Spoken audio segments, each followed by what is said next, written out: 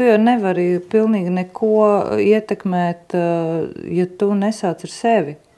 Jo mēs jau visi esam absolūti saistīti.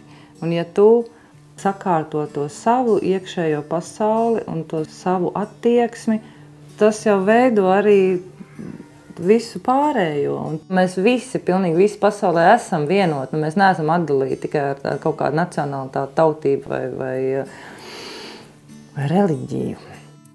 Bet ir šīs te mazās nianses, kas atšķirās un kas ir tieši tam vienam kopumam. Tas arī, piemēram, kā draudzējoties. Mums patīk līdzīgas lietas, mēs domājam līdzīgi.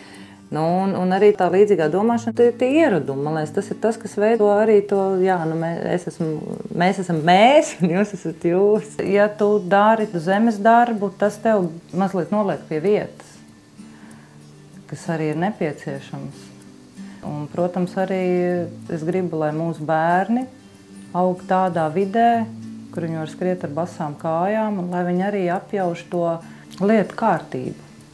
Tā ir tā lieta, kas sazemē, kas tomēr vieno ar to dabu, jo mēs esam tik tālu prom. Mēs esam tik neprātīgi tālu prom no tā visa. Tieši tās savas saknes mēs nezinām.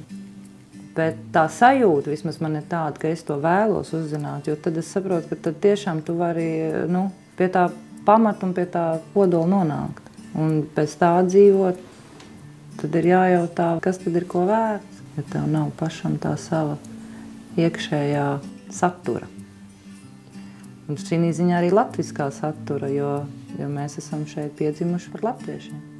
Šī daba, šie 4 gadu laika, šī ainava, šī sajūta, šī zemes sajūta, tas ir tas, kas man patīk Latvijā.